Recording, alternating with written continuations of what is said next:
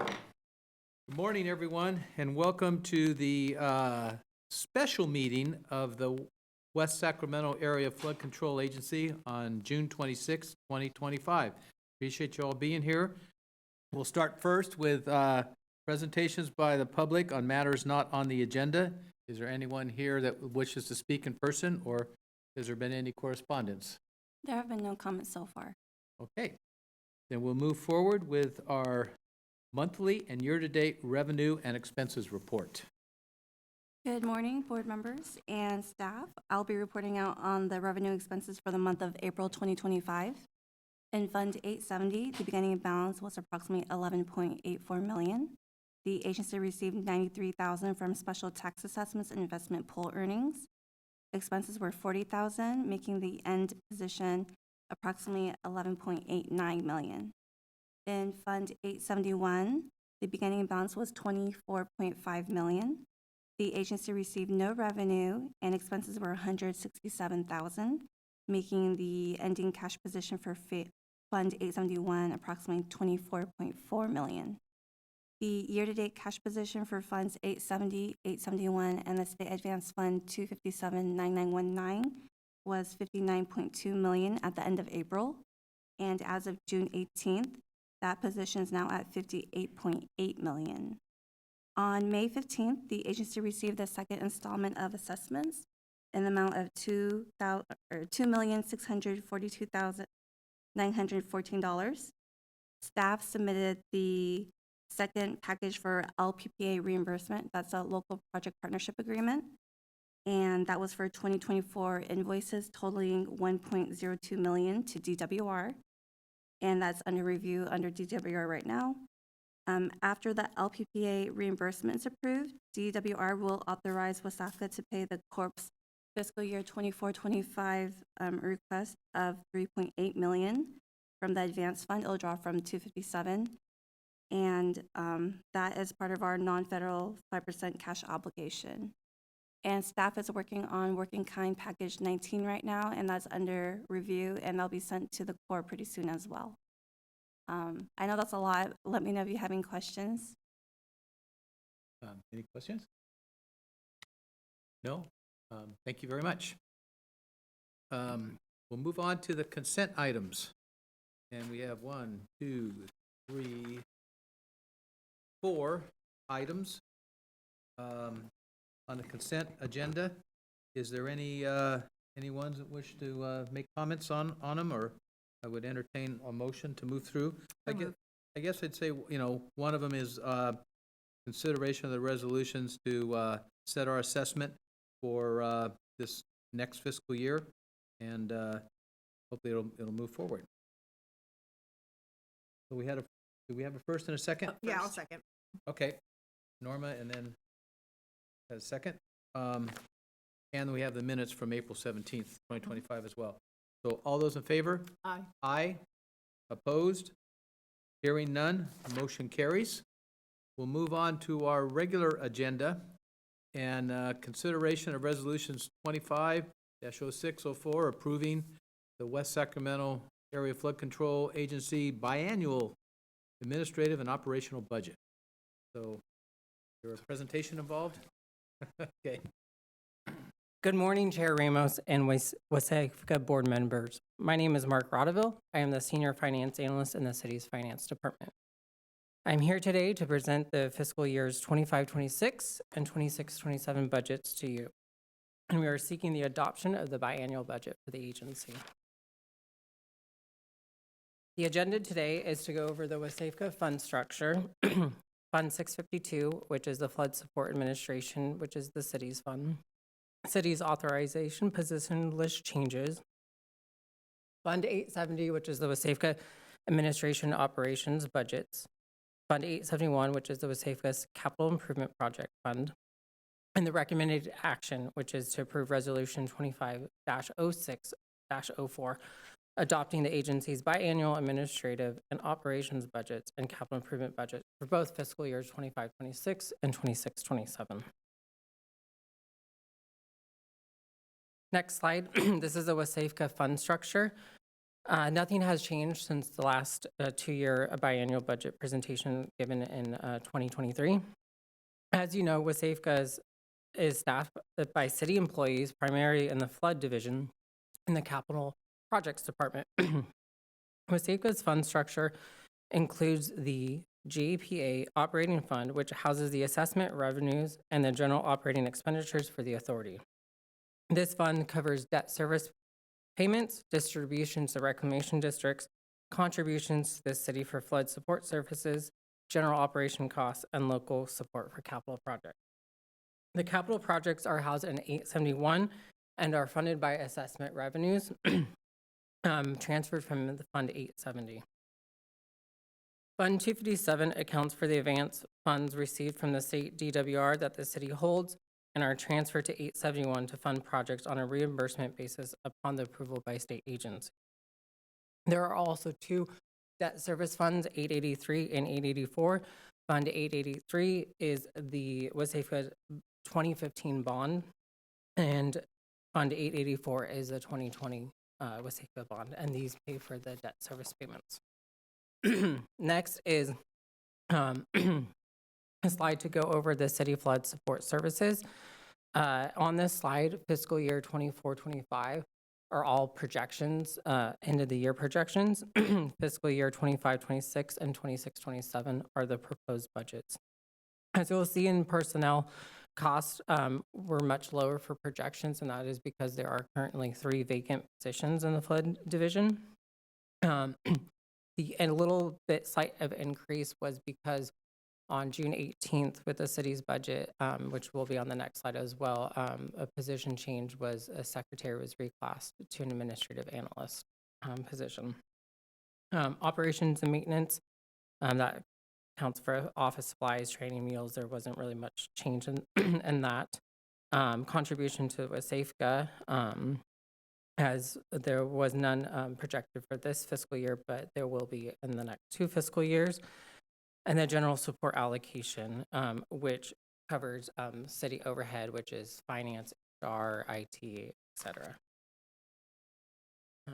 The next page, like I mentioned on the previous slide, shows the authorized position list for the flood division. And like I said, on June 18th, part of the decision package which was approved was a secretary position was reclassed to an administrative analyst.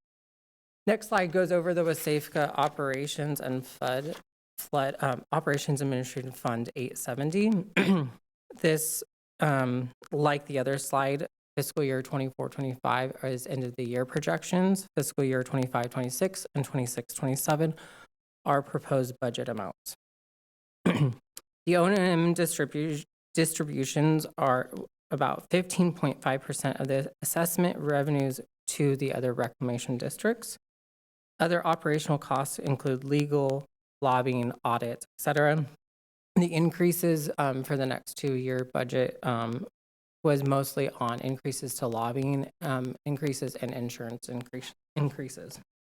For the city's flood support Oh, it's okay. Came back on. It Oh. flashed off. Thank yeah. Mine didn't. you. Yours There did? it is, there it is. Yeah. Okay. For the city's flood support contribution, it's anticipated that the city flood support will return surplus funds to the agency. This is due to slight increases in the ICAP for fiscal year 25-26 and 26-27, and the use of locally funded WASFCA work orders, which will be discussed on the next slide.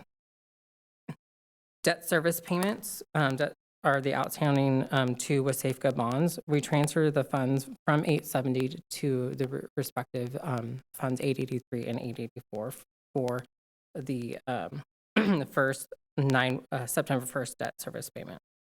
The operating reserve policy reserves 1 year's worth of the operating administrative expenses.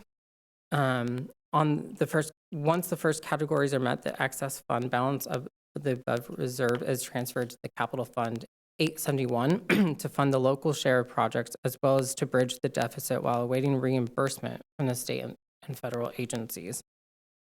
We didn't transfer, as you'll see, there was a higher projected amount in 24-25, and that's because we didn't transfer enough in the fiscal year 23-24.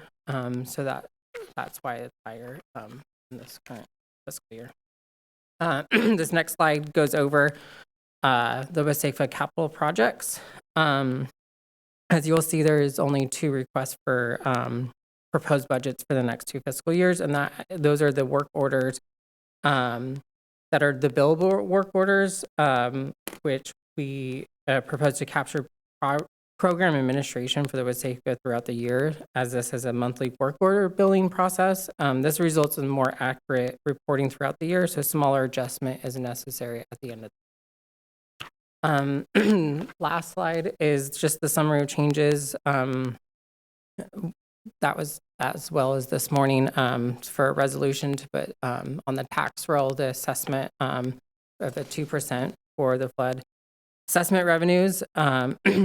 A big one, like we talked about already, was the change of the secretary reclassification to administrative analyst. There was the increase of the reimbursement to WASFCA operating fund. And then the last slide that we talked about was the proposed budgets for the billable work. That concludes my presentation. Happy to answer any questions or feedback. And after this presentation, we are recommending to approve Resolution 25-06-04 for adopting the agency's biannual administrative and operations budget for capital improvement budgets for fiscal year 25-26 and 26-27. Thank you. Question? Go ahead. Oh, I only have one. So the 2% increase in assessment, where does that come from? That comes on the property tax. Roll. Okay. Yeah. Right, great. Thanks. I wanted to make sure. Now let's see. The secretary designation, does that mean an increase in duties because now it has a different title? Or is it just, what does that entail? Why did it go from secretary to, I believe, what was that? Administrative analyst? I'm not sure if all. Good morning. Hi, Paul. So this staff change is relevant to the agency being placed within the capital projects department. So what we're trying to do is harmonize staffing across the department. And so this position will probably not be 100% dedicated to flood, but it's going to reside within the flood program. We don't foresee the need for an ongoing secretary position, but administrative analysts will probably be greatly needed as the project continues to advance. So that's a change, an increase in duties, different duties. That's correct. Okay, all right. What's the other mention I made? The contributions to WASFCA that were mentioned, 300,000. Where's that coming from? Wish I had stopped you in the slides. I'm sorry. Oh yeah, Could've done that's that. okay. Trying to remember where that was. But it was a large increase somewhere towards the beginning, right after the. Right there. This Yeah, slide, right. right? Uh-huh. And maybe I'll expand on her question. So this is something was been confusing for quite a few years, and we've cleaned it up. But it sounds like from the staff report that there are some additional changes that you guys are going to try to do to make it work more smoothly, I would assume.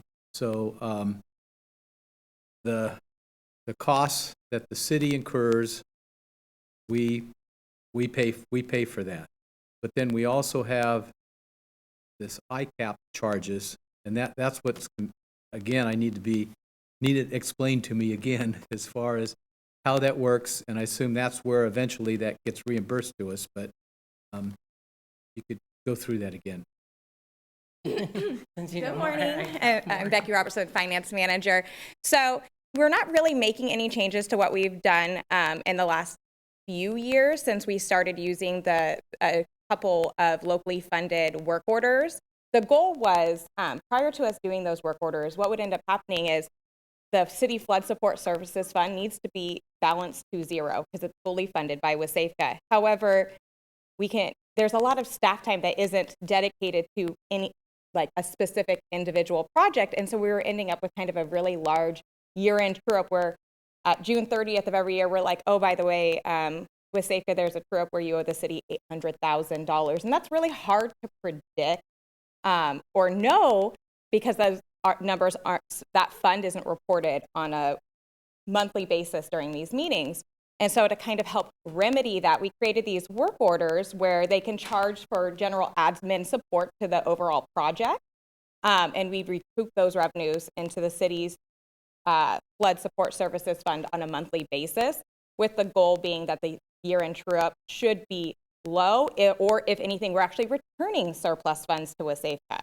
And so in this case, the next 2 years, our ICAP rate, the ICAP rate is a citywide rate. It is determined by the divisions within the city that most prevalently charge their time to capital projects. So primarily the capital projects department, as well as the traffic and transportation division that's now in our community development department.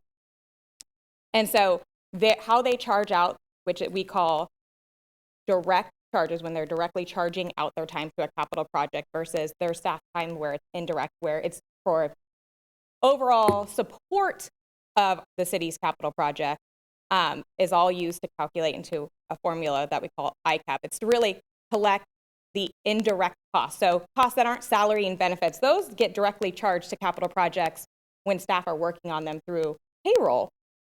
But there's lots of costs to having an employee that isn't just salary and benefits. The cost of where they're residing, the utilities, insurance, the general support costs of finance, IT, all of those administrative costs still build into the total cost of what it is to have an employee. And so that's where ICAP tries to collect and recoup some of those indirect costs. So our ICAP rate for this next year, I think, is 179%, which is about what it is this year. It can fluctuate, but we've seen it be a little bit more stable the last couple of years. If we have a year, and we saw most fluctuation kind of during the pandemic, when a lot of our the staff time kind of slowed because our capital project slowed, just given limited resources and availability. We saw a fluctuation in ICAP because of that. But the last couple of years, it's been relatively consistent. So 25-26, it's 178%, and we estimated high for the following year. We don't know what that one is for another 11 more months, but we estimated it 200%. So likely it will be lower than that, but we estimate a little high. I want to follow up on that. So you're saying that there are costs that normally don't go with the salary, with the other benefits that a city employee would get. So it's salary and benefits. So when you're talking like medical, right. All of those do get charged. This is for things that are not salary and benefits, but there are other costs too. Talking overtime? Not overtime. Overtime would be directly charged to a project. This is non-payroll items.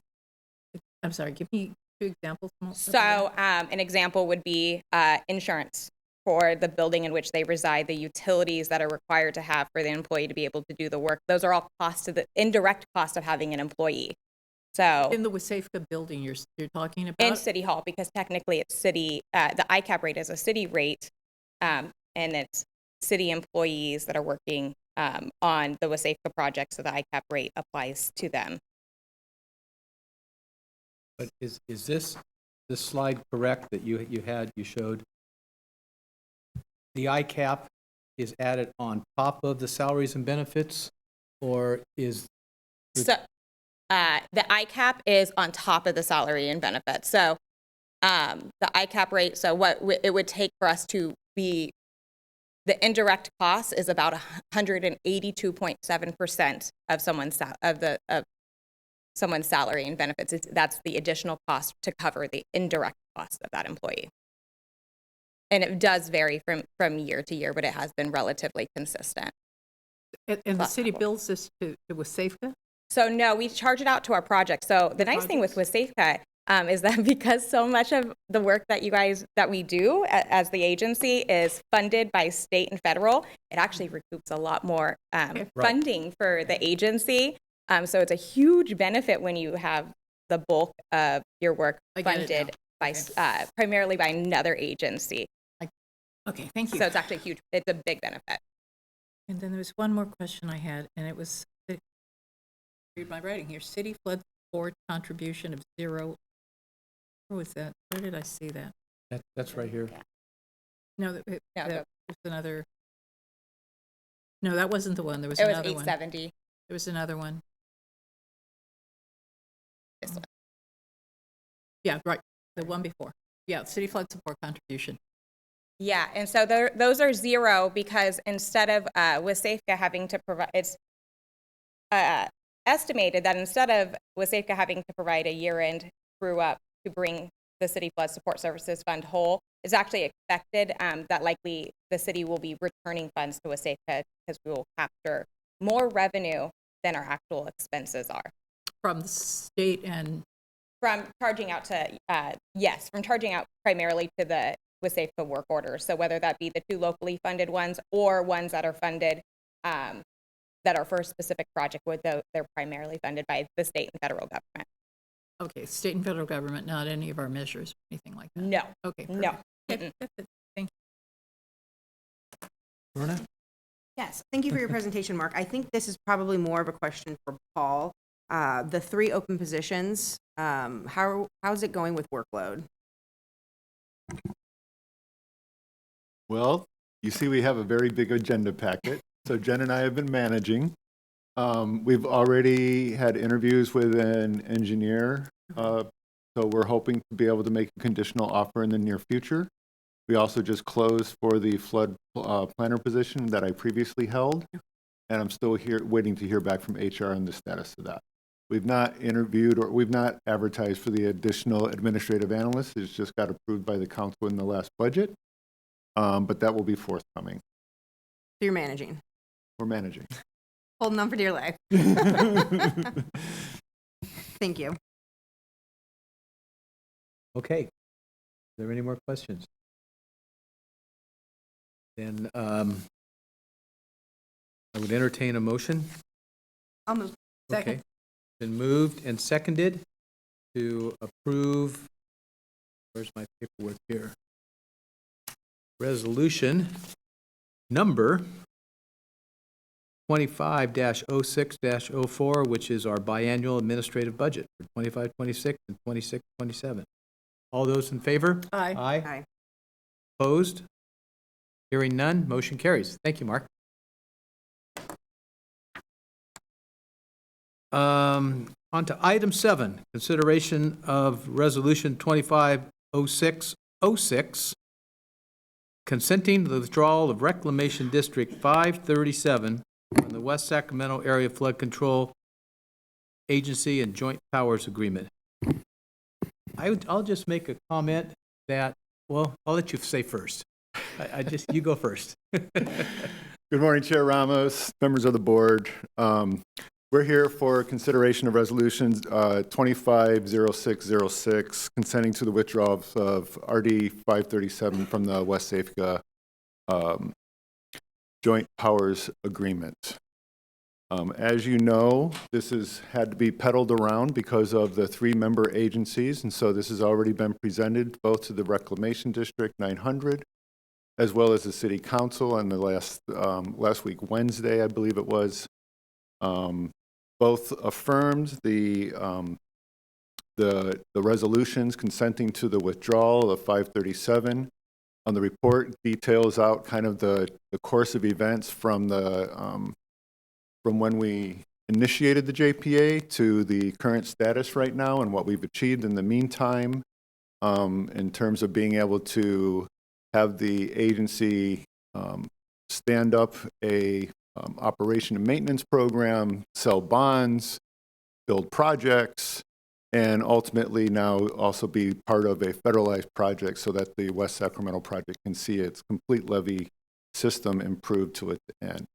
So all of those things that the JPA initially intended to do over 20 years ago have been achieved. As you know, circumstances changed within the city, and RD 537's boundaries are no longer included within the city limit. And because of that, the trustee from Reclamation District 537 asked whether or not they could have a withdrawal from the agency, having no more jurisdictional boundaries or work, and also being having provided the leadership and also the helping the JPA get to the place that it is today. So I'm open to any questions or comments that you may have, and then we can proceed. Well, mine's not a question, just the fact that I mean, reading the document, the agreement of the JPA, I don't know if this resolution is necessary, but it's kind of belts and suspenders and kind of closes the loop. So, you know, I'm fine with it. And, you know, RD 537, you know, appreciates working with, you know, when we were part of this, the area here of the city, being able to work with RD 900 and the city and see all the progress that we have. And, you know, we're just appreciative of being part of it for so long. But makes sense. We got a lot of stuff going on up there in 537 that, you know, we need to concentrate more on. And so that's where we're going. So I'll make the motion that we approve this resolution. I'll second. Seconded by Vernon. If there's any other comments or hearing none? My only comment is Yeah. thank you, Tom, for your service. I know we had the opportunity to acknowledge you at the city Yeah, council yeah. meeting, but just in front of everybody here, thank you for your years of commitment to flood protection in West Sacramento. All those in favor? Aye. Aye. Opposed? Hearing none, motion carries. We're on to item 8A, interim board chair and interim chair appointments. I'm just going to stay here. We did not write a report for this. This is kind of this is somewhat, a little bit of a last minute ad, but this is to try to anticipate as 537, Tom leaves the board, to try to have an approach so that at the next couple of meetings or next few meetings, as we work through how the JPA may be comprised, how the WASFCA board may be comprised, that we have an actual chair and vice chair. So I'm asking the board today to make a nomination and see if you can't elect the chair so that we know who will be presiding at the next meeting, the next few meetings at least. So if you so entertain any nominations from the board at this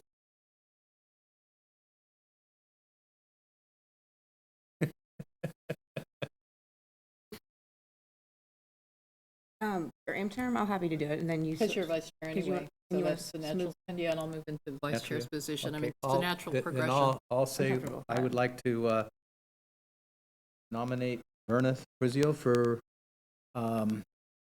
chair, interim chair, and Norma for Do you want me to second interim that? vice chair. Second it, okay. And I'll happy to second All that. right. Second All those in myself. favor? Aye. Aye.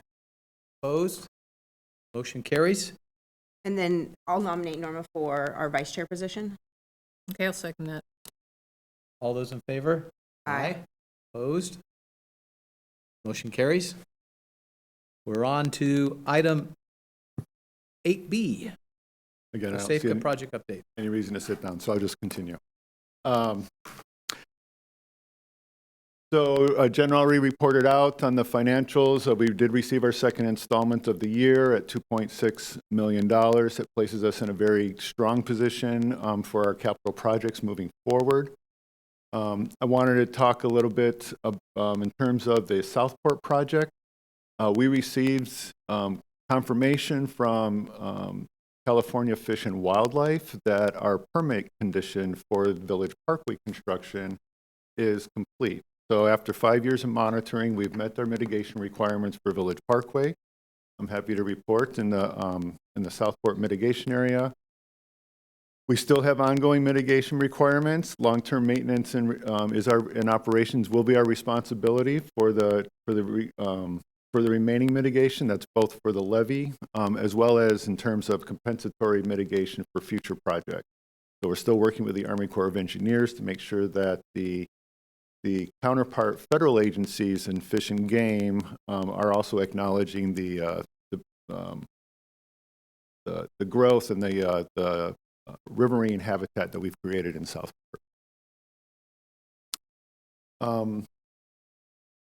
As you all know, the Army Corps of Engineers as a federal agency was given, had to give opportunities for employees to take advantage of early retirement. And there's also a current hiring freeze. Some of the U.S. staff that were working on the project have been reassigned. And overall, if you want to kind of look at the district, I mean, I don't know if you realize, but the Sacramento district is one of the most active districts in the country. And as They have approximately 1,100 positions. They're anticipating a loss of up to 13% of their workforce.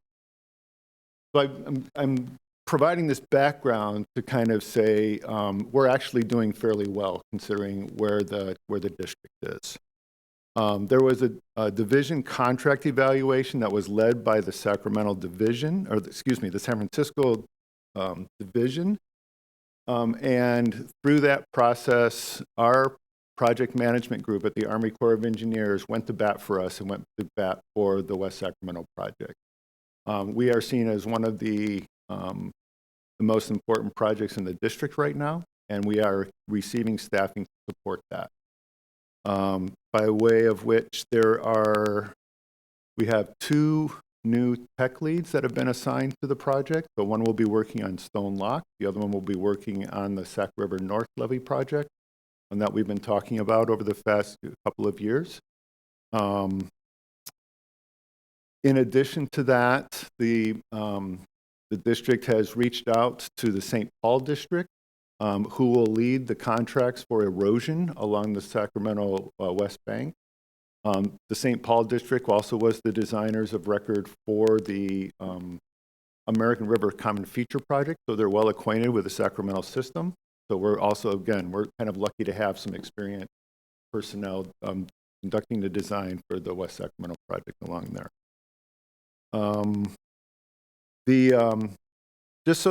Just to kind of make sure that everybody understands, we have 3 different projects in design right now.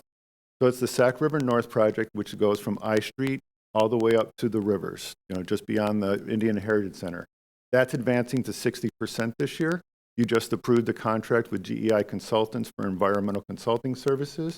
We're at that point in time where we have to start doing the work and kind of anticipating what sort of mitigation may be necessary for a project. Stone Locks is also in design. That is being conducted by an outside engineering firm that is overseen by the Army Corps of Engineers. So they've been doing field testing recently. They finished geotechnical testing, potholing for utilities, and they're measuring how much water actually goes through the lock gates right now, because there is a water quality element to that fix once it goes forward. They're advancing a design that was originally produced as a design alternative by Wood Rogers that was conducted for the Housing and Economic Development Department a number of years ago. In addition to that, remember the Yolo Bypass East Levee South had some deficiencies last year. That is advancing to a 60% design now that they've created a new adjacent levee to that. So that's getting a lot of eyes. We anticipate that design will be finalized in 2026, next winter, and hopefully go to construction in the following summer. So things are moving, is what I'm trying to indicate to you, even though the Army Corps has been hampered by some of the current changes in the administration as well as at the Army Corps. And then I wanted to kind of follow up with that in that you probably are also aware that we did not receive construction funding in the Corps' budget for 2024. I'm happy to report this morning I just received an email that Senator Padilla has included us in his community funding request for the same amount of money that was originally in the president's budget of $43 million. So that's kind of where we stand. That's my report and updates on the program today. That for 2025? Yeah. Okay. What was the reason for it to be left out originally? Thought there was enough money there to be spent now, or was it just overall cutbacks? There's clearly, well, the construction, the only project that got construction funding through the Army Corps project was the Whittier Dam project. So all of our counterparts in the flood program, both within the San Joaquin Valley as well as in the Sacramento Valley, did not receive any construction funding. It's not clear I can't be entirely certain, I can't put my finger, is that how the district is presenting to headquarters? Is it how headquarters is presenting to OMB? Is OMB making the decision on behalf of the administration? There are a number of points where that decision could have changed. So I can't say for certain, but once we did see that, we got activated. You know, we reached out to the senator's office. We have had a couple of conversations already with Congresswoman Matsui's office about the same issue. So they're aware. Okay. Okay. Anything else? Comment? I would like to add that the WASFCA treasurer would like to make a comment as well.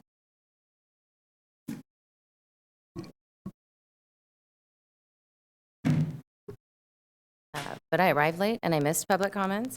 But I wanted to just announce that our finance manager, Becky Robertson, received an award. She is one of 53 individuals within the United States and Canada who are recognized for outstanding public service with the Government Finance Officers Association of the United States and Canada. So there's a lot of reasons why. I'd be happy to send the information to you separately. We'll do a newsletter item for the council newsletter that'll come out tomorrow, but just wanted to announce that.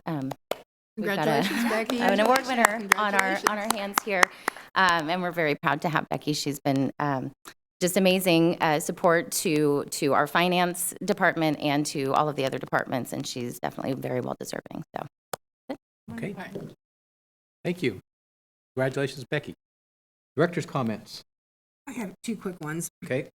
In May, I hosted a May is Bike Month bike tour, and I just wanted to publicly thank Paul for coming out and speaking to the group. We took everybody up to the Southport Setback Levee project and took all the bikes up on the top, and he spoke about the project and the amount of positive feedback I've received, not only about the bike trip, but about the status of our levees and how beautiful that space looked, has been really incredible. And so I think it's really cool anytime we get the opportunity to actually have residents see and touch the things that we're doing here. It really resonates with them, the work going into that. So thank you for that. And then I just wanted to also acknowledge Summer Steps interns in the house. So welcome. Hope you enjoyed your first West Sacramento Flood Control Agency meeting. Thank you for being here. And to let you know, backing that up, I serve on the Ilisano Air Quality Management District, and I advocated for more money for next year's. Oh, wonderful. You're getting it. Okay, well, this is your first meeting. This is my last one. So I thanked everyone before, but I'll thank the city and RD 900. You know, we worked as a team for many years, and you know, there was, you know, obvious changes that occurred a few years back. Whether they were right or wrong, I guess it's water under the bridge now. So, I mean, I wish WASFCA and everyone well moving forward, and just, you know, best you can, try to keep this flood thing, you know, somewhat separate from the city. You know, it's getting more and more, you know, involved in just, you know, being just part of the city, like, you know, utilities or transportation or whatever. But, you know, I think it's been well served to be somewhat independent at times. And hopefully, you know, that can continue as you ladies, you know, carry on. And, so good luck in the future. Okay, with that, we're done. Thank you. We're adjourned. Thank you, Tom.